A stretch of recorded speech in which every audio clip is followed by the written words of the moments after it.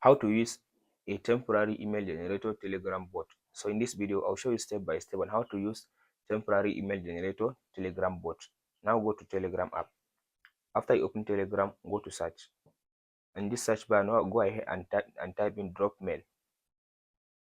So go ahead and type in drop mail like this. So here is now dropmail.me. Tap on this first website. After you tap on this first bot like this, now go and tap on this restart button. So from this session now, here is Telegram bot. Now if you tap on this menu, so from this session now you can tap on this generate random email. So here it will generate random email for you. Here is the email. If you want to generate another one, you can tap on this menu again and tap on this generate random email. So from this session now you can be able to generate random email for your verification. If you want to use the email, just long press your hand like this now and go and copy the email.